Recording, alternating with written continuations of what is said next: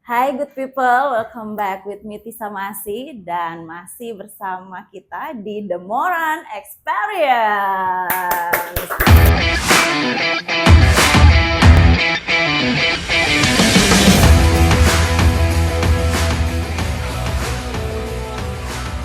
Oke, seperti biasa dan selalu luar biasa, kali ini saya kedatangan bintang tamu yang nyentrik dan juga gayanya wow ya. Kita sering ketemu di beberapa acara musik. Mungkin beberapa dari kalian juga sudah tahu dan sudah kenal ya. Langsung saja kita sambut Bro Yoyo.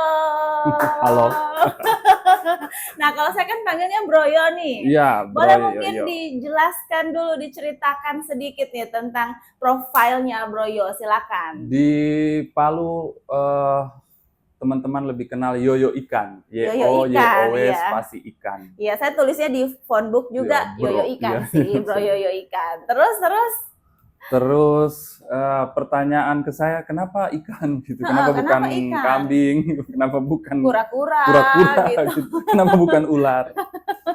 Kenapa itu, Bro? Ini baru pertama kali saya. Oh, baru pertama kali di podcast ini dibongkar ya. Kenapa ikan ya? Ya harus dibongkar karena kalau dijawab di tongkrongan masih ada tongkrongan yang lain belum dapat informasi. Oke. Nah, jadi kenapa ikan nih. dulu?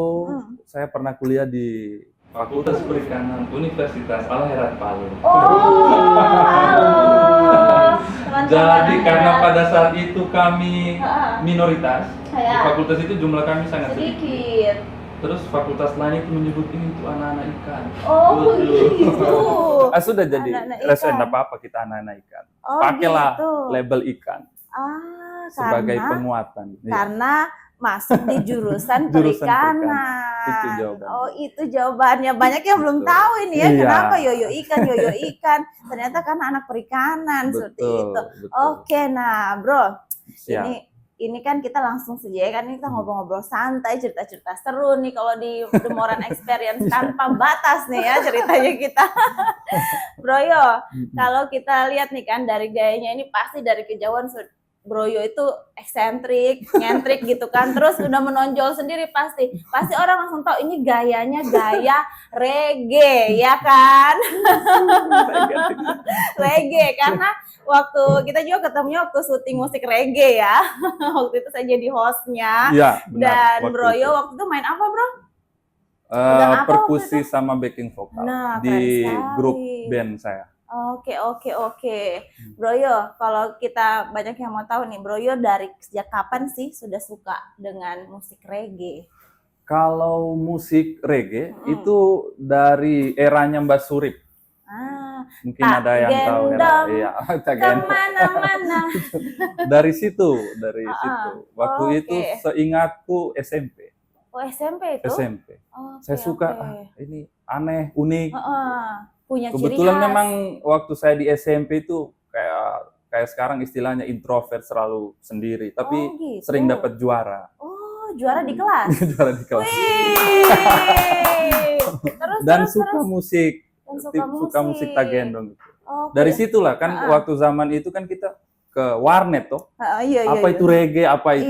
Mulailah cari tahu apa itu reggae itu. Sampai SMA. Jadi SMA nyentrik sendiri. Oh, SMA.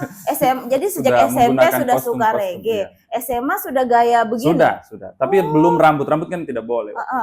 Karena masih sekolah ya, nanti mau dikeba. Pakai kupluk, pokoknya pakai kostum ala rasta. Oke. Kostum ala rasta ya. Tadi kan sedih spill nih ya. Kalau gitu langsung kita tanya-tanya dulu lah ya. Mungkin boleh ceritakan sedikit tentang pereggaean dan perkembangan reggae di Sulawesi Tengah, khususnya Kota Palu mungkin. Menurut Bro Yo nih, sedikit serius ini sebelum kita nyeleneh lagi, Bro. Iya, baik. Kalau reggae di Sulawesi Tengah ya, kan maksudnya khususnya di Palu, karena Palu sentral musisi banyak. Dari beberapa kawan-kawan di luar Palu, di kabupaten lain kan ngumpulnya di sini. Seiring perkembangan musik ya, kita bahas musik. Kita batasi aja ke musik. Sebentar baru kita bahas apa itu rasta, reggae dan segala iya. macam. Kita ke musik Kalau dulu ya, secara musik, garis besar. Alhamdulillah teman-teman di Palu masih buat gigs kecil. Jadi untuk bagaimana kita ngumpul bersama, udah buat gigs kecil. Gigs kayak itu apa? Gigs itu panggung kecil. Panggung kecil ya, Panggung jadi sederhana, kayak ngejam, bisa. perform kecil gitu ya. Kecil. Oke. Itu Di komunitas. Di komunitas masih. Oke. Jadi kalau kita sesama musisi reggae misalnya, ya ngumpul sama-sama. Itu masih. Terus beberapa grup musik reggae juga sekarang alhamdulillah masih ada panggung buat mereka. Karena kita memang terbiasa, kalau di kita kebiasaannya buat panggung sendiri. Buat panggung sendiri, buat itu acara sendiri. Buat acara ya? sendiri. Itu permintaan dari masa, orang yang suka. Ada yang suka grup band ini, mereka kapan buat ini baru ngumpul. Gitu. Ini sementara ini ada bocoran juga. Insya Allah tahun ini ada Sigi Reggae Fest. Sigi Reggae Fest ya, kapan itu, Bro Yo? Sigi Reggae Fest itu akan dilaksanakan di Kabupaten Sigi. Terus tahun ini bulannya masih sementara didiskusikan. Oke, bulannya sementara masih rahasia ya, tapi rahasia. Nanti ya Sigi Fest. Ini memang acara tahunan? Acara tahunan, ini kali kedua. Insya Allah kali kedua. Kali pertama kemarin, wow lumayan. Kali rame. Pertama tahun lalu? Tahun lalu. Oke. Jadi semua anak-anak yang suka reggae, anak remaja dewasa ngumpul. Dance. Wow. Wah, keren sekali. Siapa tahu butuh host. Iya, pasti. Itu pasti. Saya juga pecinta reggae loh. Walaupun kadang menikmatinya paling pas itu menikmati musik reggae buat saya itu di tepi pantai. Betul. Itu tuh maknyos rasanya tuh kayak dunia milik sendiri ya. Karena bukan berdua, karena belum berdua begitu. Aduh, oke. Nah, itu ya kalau dari Bro Yo memang terus berkembang, terus juga komunitas dan permintaan untuk manggung atau acara-acara musik reggae itu di Palu masih banyak masih ada dan nanti akan ada Reggae Fest acara tahunan nanti di Sigi seperti itu. Dan bersyukurnya kita teman-teman di Sigi itu giat. Mereka punya giat itu. Jadi tahun lalu juga di Sigi? Di Sigi. Di Palu pun begitu. Jadi nanti tinggal kita atur jadwal supaya tidak benturan. Ada juga di Palu? Di Palu ada. Oke.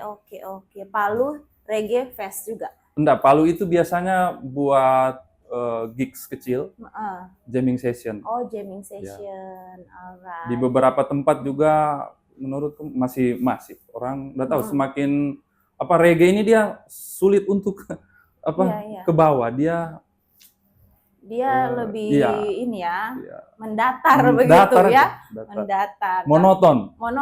Sesuai dengan basic musiknya kan monoton. Iya. Easy listening, santai, betul-betul mudah dinikmati ya kayak gitu reggae ini. Nah, terus apa tuh alat musik reggae yang selalu jadi ciri khasnya? Perkusi. Nah, perkusi itu selalu djembe kalau dalam bahasa Afrika. Oke. Bahasa apa? Afrika. Afrika itu djembe. Mereka menyebutnya djembe. Oke. Nah, Bro, belajar itu tuh di mana dan sejak kapan tuh? Kan jurusan perikanan. Kenapa bisa main djembe? Itu dulu kebetulan karena permintaan dari beberapa teman, belajar musik jangan cuma menyanyi ini segala macam. Komiu kan gimbal tuh, jadi kalau komiu pakai perkusi itu lebih lebih ikonik. Betul. Akhirnya belajar. Tapi saya waktu itu belajar kuliah kayaknya semester akhir baru profesional. Oke, berarti belajar sudah cukup lama ya? Iya, sudah cukup lama. Alright.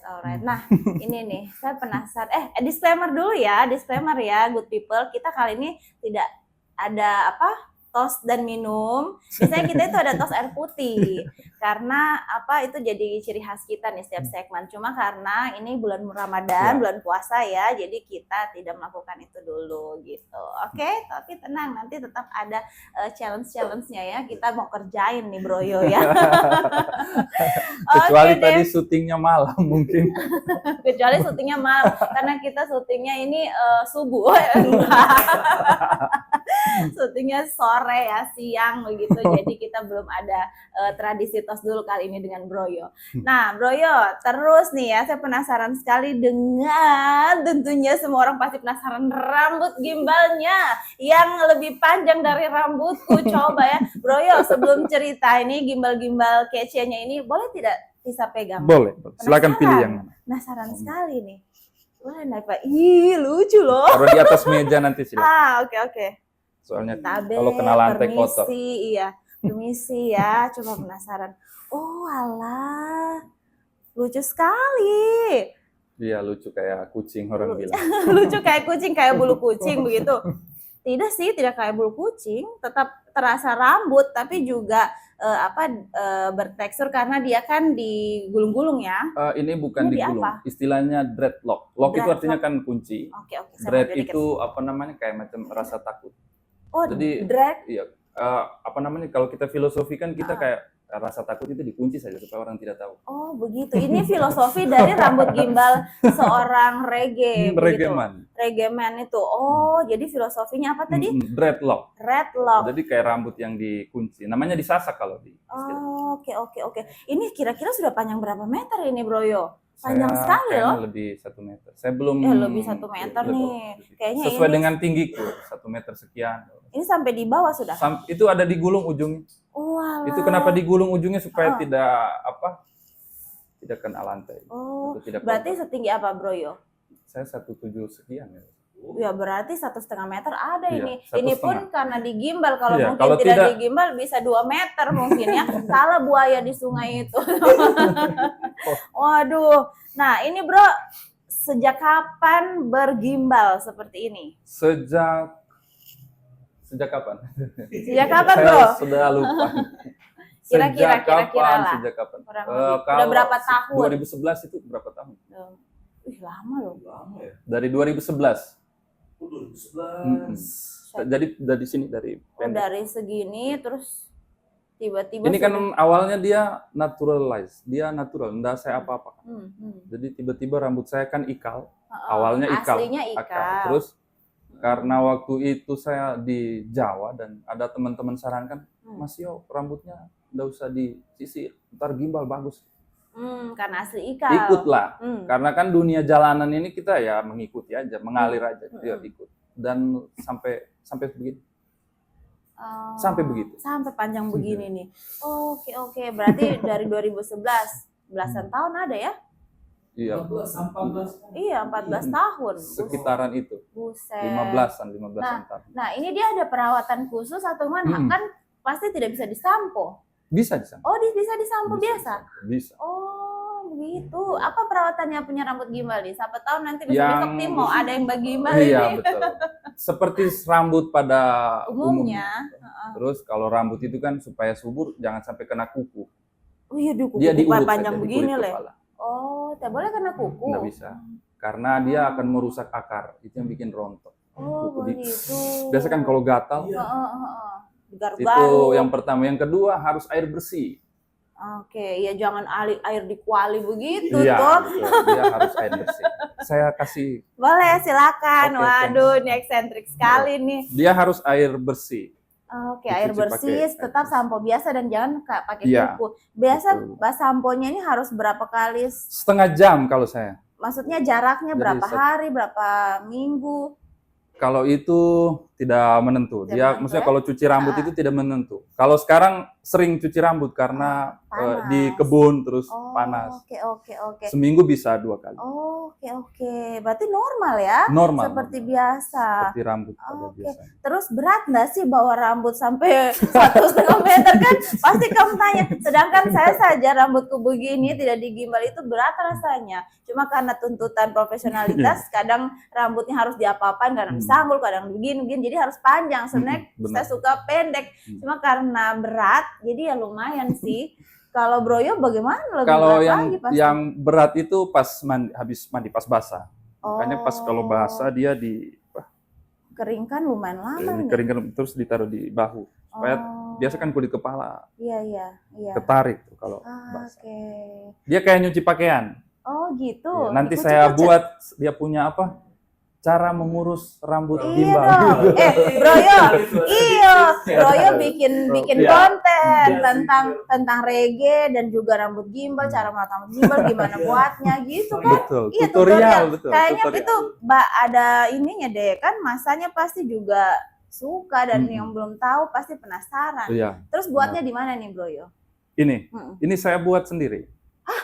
Buat sendiri. Serius? Kebetulan habis Lebaran ini ada 2 orang yang saya mau buatkan. Dia lagi sementara menumbuhkan rambut gondrong terus saya buatkan. Oke. Ini betul-betul seniman sih ya. Seniman dia belajar musik, Broyo nih bisa main apa? Jimbe. Iya, perkusi jimbe. Jimbe. Terus bisa bikin sendiri, terus buatkan orang lagi apanya gimbalnya.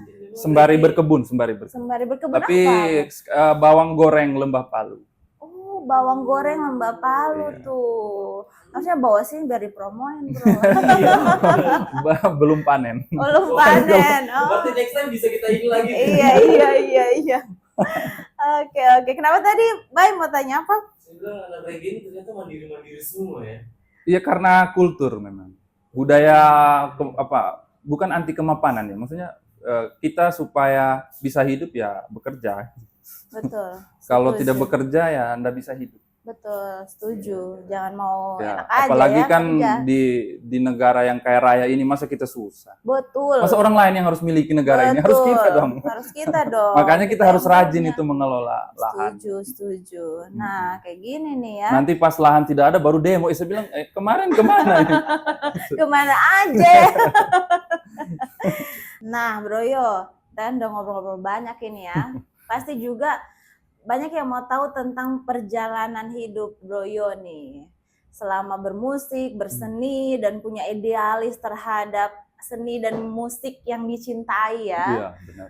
Mungkin Broyo bisa ceritain ini. Kalau saya mungkin sudah lebih tahu ya, tapi mungkin banyak yang penasaran nih. Good people di rumah atau di mana saja yang nonton kali ini.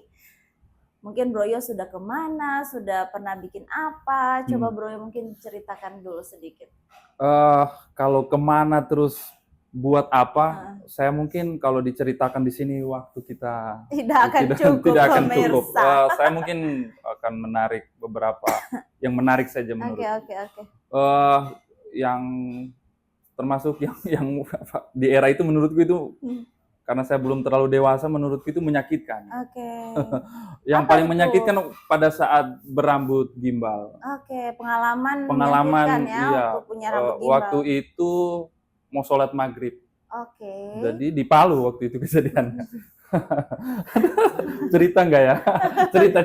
dikit. Jadi cerita waktu itu saya sholat habis ambil air wudhu, kemudian pas masuk saya itu diusir dari masjid. Oh. Jadi dibilang terus body language-nya begini. Ada beberapa pegawai saran masjidnya bilang kalau I'm crazy. Oke. Pikirnya seperti itu. Iya, sampai tapi pada saat itu. Pada saat itu ya itu. Tapi sudah hikmah cukup di lama. balik itu sekarang alhamdulillah job datang terus. Ada rezeki di balik dari. Terus maksudnya itu yang paling gini. Kalau yang lain-lain kayaknya semua, apalagi di Kota Palu semua orang sudah tahu. Sudah Di luar tahu Palu lah. juga kenal, Sudah alhamdulillah kenal kenal. lah, iya. Oh gitu. Awalnya berarti sempat dikira crazy Orang ya. dalam gangguan jiwa. Oh, ODGJ ya. Iya. Oh, alah. Padahal nih seniman ini loh. Iya. Terus akhirnya setelah mengalami itu Sakitnya apa yang sakitnya tuh di mana ya? setelah itu kayak menurutku saya kayak terpukul. Maksudnya aduh, nandasa kalau di Palu ini kalau begini. Nandasa. Akhirnya saya berpetualang lah. Berpetualang. Di beberapa kota di Oh, Indonesia. coba di kemana aja nih beberapa kota Pertama ke Makassar. ini? Ke Makassar. Ke Makassar. Kerja seni juga sama teman-teman di sana, terus dapat peluang ke Bandung waktu itu ikut festival Keraton Asia Afrika. Mewakili di Indonesia, di Bandung, tuan rumah pada saat itu. Wow. Indonesia. Nah, setelah itu di Bandung dapat teman-teman yang sefrekuensi. hiduplah di sana. Jadi kan kalau namanya di Bandung itu pasti Jakarta kemana-mana itu Iya, tempat dekat. bergaulnya itu di Iya, situ. betul. Mainlah ke beberapa tempat-tempat itu dan hidup Oke. bahagia di sana. Bahagia ya. Tapi kan walaupun bahagia di kampung orang, rindu tetap di Palu. betul. Apalagi keluarga terus dan lain sebagainya, makanan dan segala macam. Pulanglah sampai saat balik ke ini. Palu Tapi sampai kalau saat ada ini. undangan-undangan tertentu masih keluar. Masih manggung-manggung juga, kadang undangan manggung di luar kota tetap Iya, ya. pasti. Terus kalau kesibukan awal tahun ini saya mulai dengan berkebun. Keren loh. Iya. Jadi Iya. pekerjaan, justru job seni itu sampingan justru. Oke. Kenapa saya memilih berkebun? Akhirnya pengalaman saya di reggae ini, aduh, saya harus daripada orang lain memiliki tanah ini, mendingan saya sebagai anak daerah kan kerja di situ. Betul. Semampu kita menginvest sendiri, mandiri. Berdikari ya. Iya, betul. Walaupun kesadarannya ini lambat. Seiring Tapi dengan waktu ada berkebun sekarang. Kata pepatah tidak ada kata terlambat ya untuk belajar terusin, karena kita sampai tua terus harus belajar. Betul. Nah, terus ya, ini nih ada pro dan kontra nih mengenai Rasta dan perlawanannya. Coba nih Broyo nih ya, kita penasaran nih bagaimana pendapat Broyo mengenai hal tersebut. Coba. Kalau perbedaan secara gagasan dan konsep serta ide misalnya itu pasti. Oke. Tapi kalau persamaan kultur itu ada. Kita sama Palu sama Jamaika hampir sama-sama mereka juga makan ubi misalnya. Terus hidup di pantai juga, kita sama-sama punya kekayaan alam yang sama. Cuman mungkin perbedaan politik, perbedaan kondisi politik aja. Tapi spirit untuk berlawan itu sama. Kita masih berlawan. Mulai dari pola pikir, kayak itu tadi, misalnya kita dianggap gila kan, tapi ternyata kita bukan orang gila. Jadi perjuangan mindset. Berlawannya kontradiksinya di situ. Tapi kita melawan bukan melawan frontal, tapi edukasi. Edukasi dan juga kadang melalui seni. Iya, seni sebagai wadahnya. Sebagai wadahnya ya, musik seni sebagai wadahnya. Oke, keren. Nah, ini ya, saya mau sedikit ini ke good people. Kalau saya tuh punya banyak teman-teman seniman, bro. Dulu saya sempat kuliah di Jakarta, sering bergaul di tim. Baik. Terus juga beberapa teman memang mereka kuliah dan jurusan memang di teater dan memang seniman gitu, art ya. Memang kadang orang awam atau orang yang tidak mengerti dengan seni itu melihat itu kadang ya, sorry to say, orang seni kadang terlihat memang sedikit menyimpang atau punya gaya yang terlalu eksentrik atau pemikirannya itu berbeda. Padahal menurut saya ya, berdasarkan pengalamanku yang bergaul dengan beberapa teman seniman, itu tuh karena mereka kritis. Menurutku mereka kritis dan mereka idealis, kemudian mereka cerdas. Makanya mereka punya pemikiran sendiri dan mengekspresikannya itu lewat seni. Tunggu, saya boleh, kayaknya besar kepala. Saya periksa dulu. Gimana saja tambah panjang bro, jangan kepala yang besar. Soalnya lengkap tadi disebutkan. Iya, dan kadang ya kalau ada hal-hal yang menurutku enak didiskusikan atau dibicarakan dengan teman-teman seniman. Karena mereka bisa melihat dari sisi yang berbeda. Iya, betul. Bergaul di teman-teman seniman juga kayak menurutku itu kayak mengajarkan kesederhanaan. Jadi kayak macam kita mampu menciptakan situasi yang gembira. Betul. Selalu bahagia. Betul. Toh itu kebahagiaannya nyata atau hanya dibuat-buat, tapi kan bahagia kan. Betul. Terus menjadikan hal yang bahasanya sial atau yang tidak enak ya jadi seni, jadi karya, jadi asik begitu. Jadi mah hidup itu cuma diketawakan saja. Oke deh, Broyo. Baik, siap. Terus Broyo. Coba spill dulu bandnya Broyo yang sudah pernah atau yang masih, siapa tahu kan ada yang mau cari-cari, ada dia bawa lagu-lagu dari band-band reggae lainnya atau ciptakan lagu sendiri, mungkin aransemen sendiri, ini sendiri. Kita akan bicara histori dulu. Oke. Kita bicara histori kalau musik reggae ya. Indonesia apalagi Indonesia sampai ke Palu. Kita itu punya Batavia Reggae. Batavia Reggae. Batavia Reggae itu yang dirikan almarhum Amri Palu dan Batavia orang Reggae ini Sulteng. Iya, di Jakarta. kan Di Jakarta. setauku. Oh, yang Vokalisnya dirikan ini beliau. orang Sultan. Iya. Oh, Vokalisnya oke. beliau. Dan di Batavia Reggae itu era 80 sampai 80, kalau saya nggak lupa itu 80 sampai ke 90 transisi. Batavia Reggae itu cukup dikenal di Indonesia pada Iya, saat itu. betul. Dan itu orang sini. Terus pemain drum dari Tony Kirastafara juga orang sini. Jadi kalau di musik, alhamdulillah kita punya ada beberapa yang kita banggakan. Iya, Terus basis Stephen Coconutters juga Om Iya, Rival, iya. Om Rival. Halo Om Rival, kita sering Itu- ketemu di event pantai-pantai. Itu juga kan dari sini. Iya, tahu. Kami Om juga Rival, termasuk gimbal saya juga tuh. mengidolakan mereka. Welcome to my paradise. Asik. Bedanya mereka berkarya di Jakarta, kami bertahan di Palu. Oke. Keren. Om Rival, kapan ke Palu lagi? Datang di podcastku. Ya, kalau bicara musik reggae yang maju, Om Rival lebih paham. Oke. Nah, terus Broyo, bandnya tadi. Iya, band itu di awal tahun kemarin juga band kami ya, maksudnya kalau Bandnya Broyo. ya band saya Caribbean Bunglon yang sempat Iya, Bung Lon lalu ya sempat di stasiun TV Iya, aku betul. bawakan kemarin. kemarin jadi hostnya. Kakak Tisa hostnya waktu itu. Kenalannya juga sampai ke sini dari situ. Iya loh.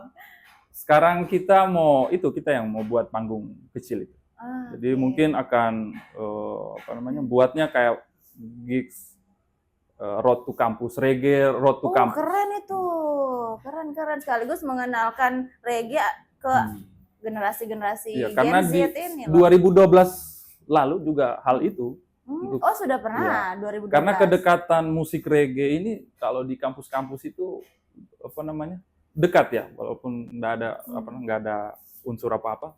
Itu banyak yang suka lagu reggae itu anak-anak ini teman-teman Mapala, bukan anak-anak Mapala. Tonton Mapala, betul. Iya. Karena mereka pecinta alam. Iya. Rata-rata juga teman-teman reggae itu mereka pecinta alam. Iya. Betul. Setuju. Itu kan maksudku kesamaan kultur kita dengan Jamaika. Kalau kita mencintai alam beserta isinya, kita wajib jaga. Betul. Jadi kaum Rastafari itu gaya hidupnya kayak begitu. Jalan hidup mereka begitu. Makanya mereka berlawan. Apalagi hal-hal yang menurut sejarah mereka itu hal-hal yang sifatnya kolonialis. Iya. Dari situlah awal reggae. Jadi reggae itu sebagai media. Kaum Rastafari ini untuk bicara musik ini yang dia pilih sebagai yang cocok. Oke, berarti bicara untuk kritikan, bicara tentang cinta alam dan lain-lain semua melalui wadahnya ini musik, yaitu musik reggae sendiri reggae. ya. Sama kalau teman-teman kan sekarang beberapa band di Palu juga yang saya suka itu ada Jalanan Reggae, itu juga mereka bicara tentang Palu. Terus The Mosca juga lagunya bicara tentang Palu dan mereka menggunakan bahasa Kaili. Betul. Dan ada beberapa band-band yang lain juga di Palu. Keren. Bahkan ada yang juga pakai lalove Iya, benar. alat musik tradisional kita. Dipadukan instrumennya. Betul, keren sis. Itu sulit loh, karena menurut teman musisi kalau alat musik tradisional itu dia tidak do re mi fa sol la si do ya. Iya. Dia itu beda, dia punya kunci-kunci. Jadi kalau mau masukkan dengan musik zaman sekarang itu memang orang yang harus cerdas dan tahu tentang not-not dan insting suara musik itu sendiri ya. Betul. Nah, itu. Dia kalau musik itu selagi ada mayor sama minor, kalau misalnya kita dasarnya minor ya kita ikut minor. Iya. Kalau dia mayor ikut mayor, itu kemudahannya ada di situ. Alright. Musik reggae juga kan monoton. Ada beberapa musik reggae kuncinya cuma satu, misalnya pakai A minor sampai habis. Misalnya yang mana tuh? Get up, stand up. Kita itu dikit yuk. Tunggu, nyanyi sedikit lagu. Ada pernah ciptain nggak? Lagu. Atau apa lagu saya favoritnya? tidak terlalu banyak hafal lagu. Sedikit aja. Sedikit aja lagu, lupa lagu apa. Saya kan kalau di band pemain perkusi Oh, sama backing vokal. backing ya. Jadi Kalau kalau gitu? menyanyi suara agak Oh, oke. agak jelek kayaknya. Tenang Broyo, nanti Tisa yang menyanyi, Broyo backing vokal. Langsung semua orang di studio ini tidak.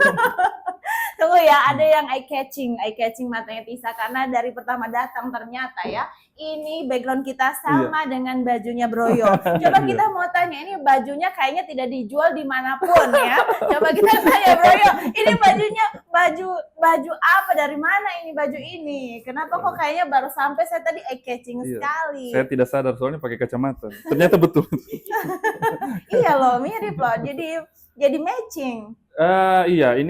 Iya, saya sengaja produksi misalnya ini kan baju lama, terus saya warna kembali. Oh, jadi ini buat sendiri? Buat sendiri. DIY? Iya, benar. Tie-dye? Iya, mirip-mirip. Astaga, jadi bukan cuma bisa bermusik, berkebun, jurusan perikanan, bisa bagimbal, bisa bikin baju juga. Iya, suka belajar hal-hal baru.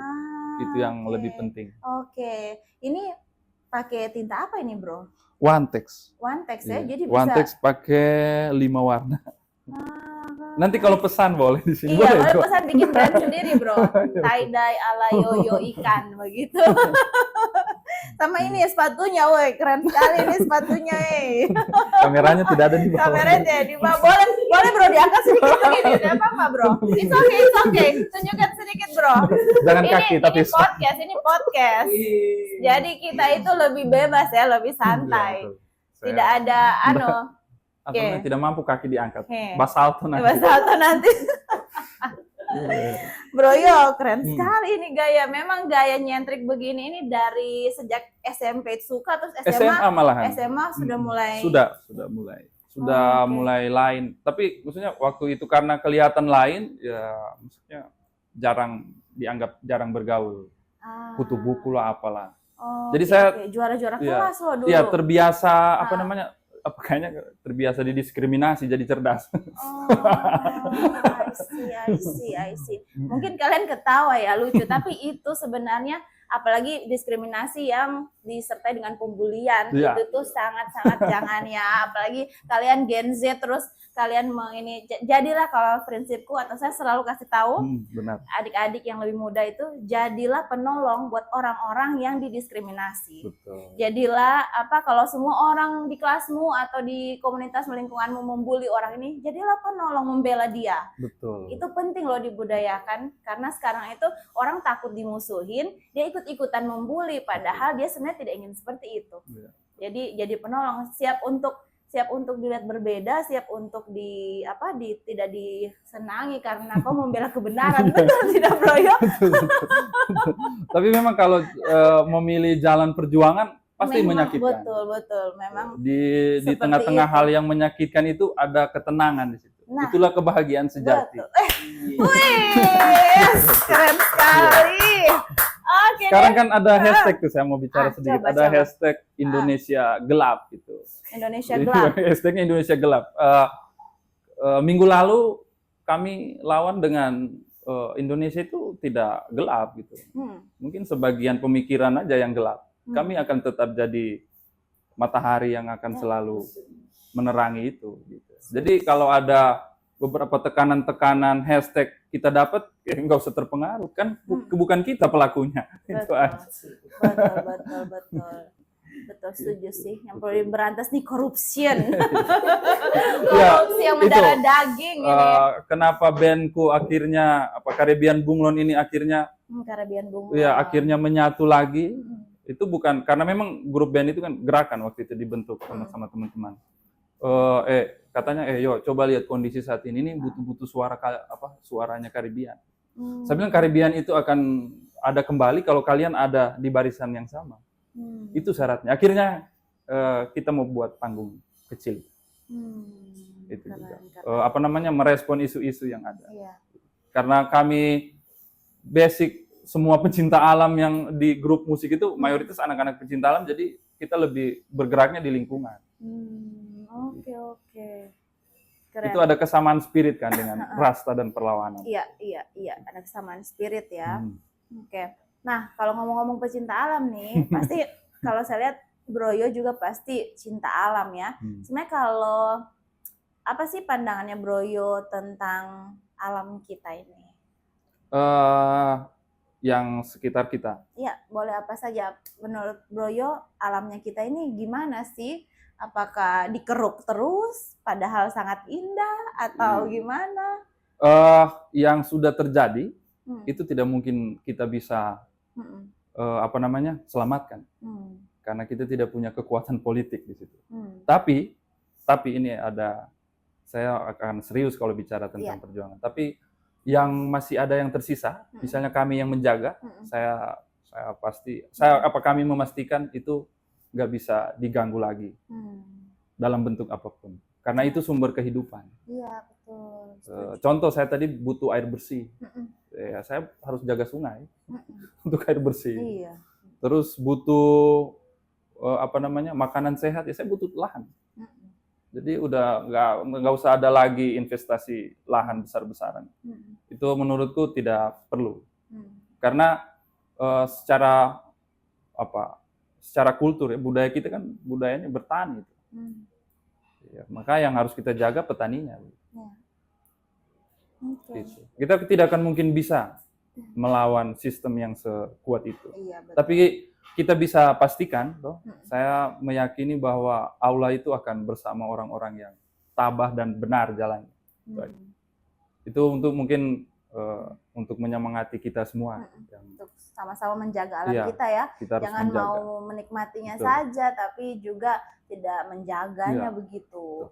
Dan insya Allah memberikan kita kekuatan, kitalah diberikan kekuatan itu untuk di garis terdepan menjaga alam itu atau menghentikan kerusakan itu. Seraya berdoa juga. Begitu. Betul. Kalau kami sih prinsipnya begitu. Cuman satu kata tadi, hal yang kami jaga sekarang itu tolong jangan diganggu lagi. Setuju. Tepuk tangan dong. Nah, terus disclaimer lagi ya. Udah jadi serius. Jadi serius, it's okay. Memang ini begitu dia, kadang serius, kadang bercanda begitu dia punya. Jadi keringat keluar masuk. Iya. Jadi kalau pesannya menurut saya disclaimer lagi, biasanya walaupun teman-teman yang seniman atau yang kadang ya juga seni lukis nih apa tuh, mereka juga ini ya seni tari, mereka tuh benar-benar mengekspresikan diri dan apa adanya sekali. Itu yang paling saya suka pertama. Seni rupa tadi ya. Seni rupa, iya. Ya, saya juga. Seni rupa juga. Bulan apa? Ini bulan saya lupa ini. Ini bulan Maret, bro. Maret, April, pertengahan April itu saya ada 5 lukisan saya itu akan ada ikut galeri nasional lukis. Makanya bulan puasa ini melukis, menggambar. Persiapan kegiatan itu. Jadi galeri nanti nasional. kegiatannya itu dibuat di Gorontalo. Itu pas pesta panen. Mereka buat galeri lukis di situ dan alhamdulillah mewakili Palu, Sulawesi Tengah. Lukisan yang kritikan itu yang dipajang di sana. Jadi lukisan yang kritis, gambar-gambar, iya. Kritis gitu. Wow. Kayak tadi menjaga, kayak kita sama menjaga alam. Karena kita hidup dari situ, masa kita tidak jaga. Iya, betul. Tapi kalau bicara softnya, kalau bicara hardnya tentang pecinta alam nih, pasti menjaga supaya alam jangan terlalu dikeruk atau segala macam begitu, buang sampah. Tapi bicara softnya ini traveling lah. Kalau misalnya jalan-jalan tuh sukanya pantai atau gunung? Hutan.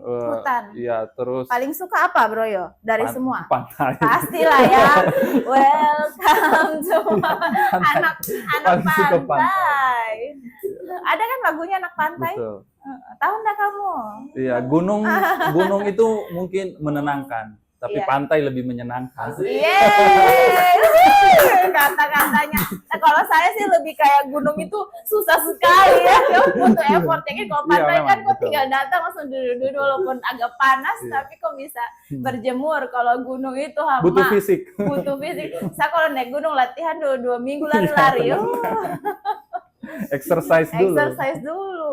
Oh gitu ya. Acara apa namanya di Gorontalo itu, Bro? Itu saya lupa temanya. Jadi mereka mengundang baru-baru ini.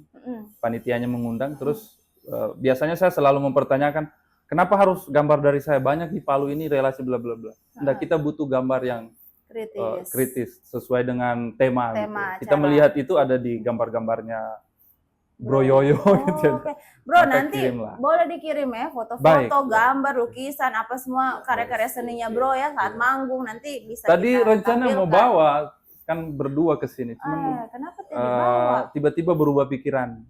Astaga. Bawa ada merchandise, ada karya-karya mau bawa. Iya, pasti penasaran ini, makanya nanti difoto sih berarti Bro ya biar bisa di-spill di sini. Oke. Nah, kalau gitu Bro, setiap kita ini ada bintang tamu, setiap segmen kita itu selalu ada games ya. Ada games. Jadi games itu tergantung keberuntungan Anda. Jadi apa yang ada dipilih acak itu beberapa games, di situ akan apa yang didapat dibaca, terus nanti akan Broyo mainkan gitu. Ya, apapun itu banyak sekali games yang terjadi di podcast ini. Nanti kita akan lihat Broyo akan dapat games apa, oke? Ready ya? Siap. Siap tidak siap, harus siap. Oke. Ready? And this is game time. Nah, sekarang sudah ada pilih acak ya. Broyo akan memilih salah satu games yang ada di sini dan Broyo akan membacakan kemudian memainkan gamesnya itu apa aja. Gamesnya itu surprise dari tim kreatif ya. Oke, silakan. Teng teng. Apakah dia? Aduh. Banyak yang zong sih. Saya kasih ke. Dibaca Bro. Karena itu gamesnya Bro, bukan saya. Oh iya betul masa. Mitos atau fakta? Oke, berarti Bro akan menjawab pertanyaan-pertanyaan yang mitos atau fakta beserta alasannya ya. Bro pilih ini mitos atau fakta. Tapi bisa juga ya between antara mitos dan fakta juga bisa sih. Oke, ready pertanyaannya mana? Oke deh, sip. Ini dia pertanyaannya yang pilih. Pertanyaannya. Saya kira saya juga yang pilih pertanyaan. Semuanya harus dijawab. Mitos dan faktanya semua di sini. Oke? Ready ya? Oke. Aduh, yang pertama. Deg-degan.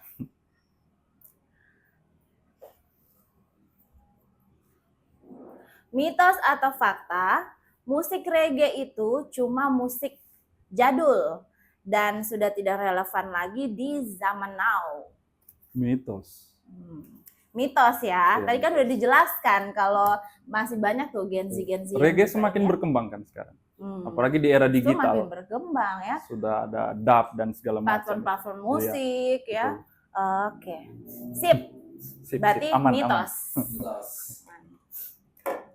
Berikutnya.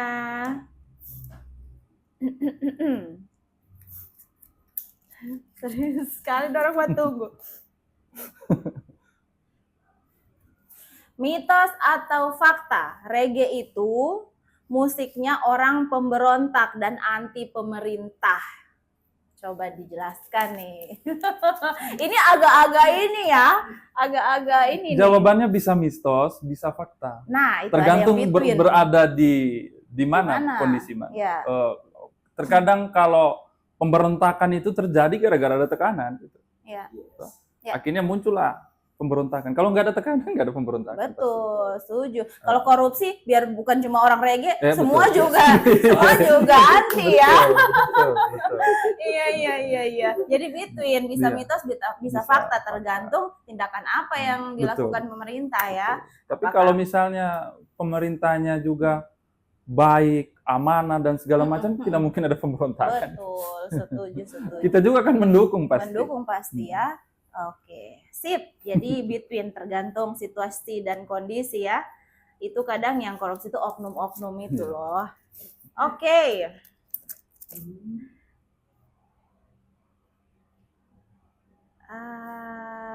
Mitos atau fakta bahwa semua musisi reggae pasti punya filosofi Rastafari. Apa tuh Rastafari? Ya itu dua-dua juga. Nah, ini between juga, bisa mitos, bisa fakta. Bisa mitos, bisa fakta. karena bagus pertanyaannya, saya ini harus dijawab sejujur mungkin. Oke. Jadi dia kalau ke apa namanya, bisa dua-dua. Jadi tidak semua musik reggae itu rasta, tapi rasta pasti reggae. Oke. Gitu. Oh, Rasta itu rasta dan pasti- perlawanan atau apa lebih dikenal sebagai Rastafari itu menggunakan Oh, reggae sebagai Rastafari. iya, ya. gitu. Musik-musik Oke. itu sebagai medianya. Ah. Bahkan ada sastra, ada tulisan, ada jurnal Mm-mm. di luar musik. Nah tuh ya, between juga bisa mitos Dan bisa fakta. menurutku memiliki kultur kemajuan yang sama dengan Hmm. kita. Oke. Jadi sebenarnya juga tetap Indonesia banget Betul. ya. Bedanya hanya jalan menuju Tuhan. Nah. Jalannya yang berbeda. Oke. Perjuangannya sama. Oke. Sip, berikutnya. Nah, mitos atau fakta, musik reggae berasal dari Jamaika, tapi kok ada juga yang bilang dari Afrika. Sebenarnya dari mana nih asal mula musik reggae nih? Jamaika atau Afrika? Mungkin gitu ya. Oke, fakta sejarahnya saya akan bicara secara histori. Di abad ke-17-18, budak-budak di Afrika itu oleh kolonial Spanyol, Iya, Inggris. saya pernah nonton tuh. Iya, ada filmnya memang. Itu dibawa ke Amerika. Mereka menjadi buruh. Buruh pertama kali itu pabrik tebu, buruh pabrik-pabrik, tekstil, kain-kain dan segala macam. Terus ditambang-tambang batu bara. Kan masih menggunakan tenaga manusia pada saat itu. Nah, cikal bakal perlawanan rasta ini dari situ, dari kaum buruh tadi. Makanya beberapa musik lahir juga kan termasuk blues. Yes. Puji-pujian para kulit hitam melakukan puji-pujian misalnya, mau berbagi semangat, terus bagaimana cara kita melawan dan tidak diperbudak lagi dari situ. Nah, karena populer reggae itu ska ini kan di era 50-60-an tuh di Jamaika waktu itu.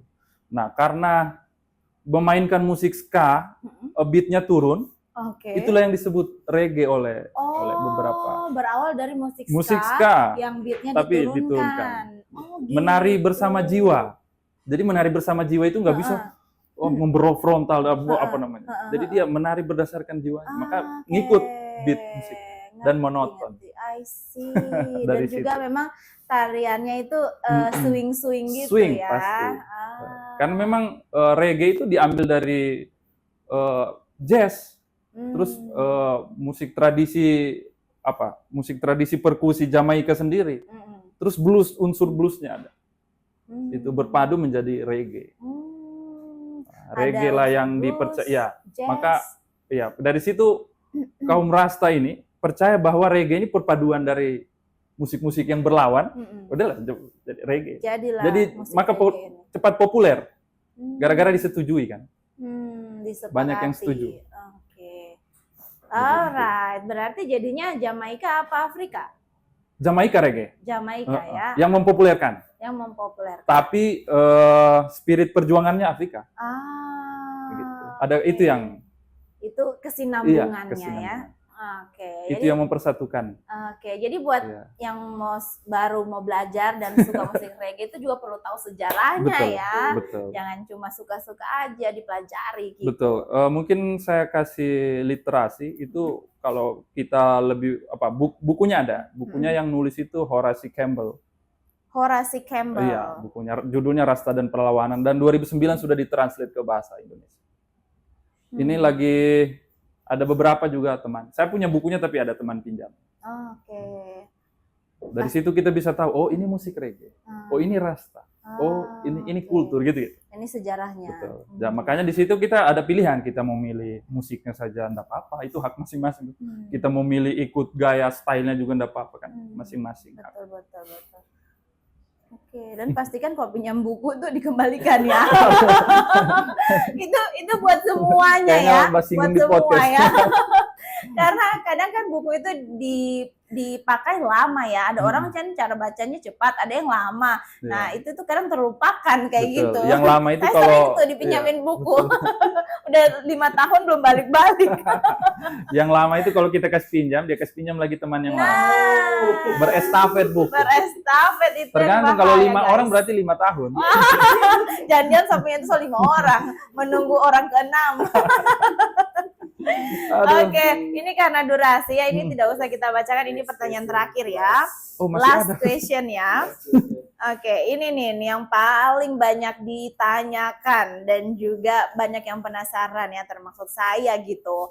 Nah, ini mitos atau fakta, semua musisi reggae itu suka marijuana. Marijuana alias ganja.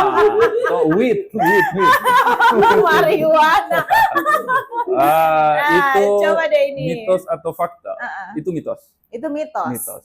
Oke. Kenapa tuh mitos? Karena banyak orang tidak menggunakan ganja, tapi dia lebih rasta daripada ganja. Itu. Saya ulang kembali bahwa simbol merah kuning hijau di Afrika itu nggak ada hubungannya dengan apa-apa. Itu simbol perjuangan. Merah itu artinya tumpahnya darah para kulit hitam. Kuning itu adalah emas, kekayaan Afrika yang sudah hilang. Ya.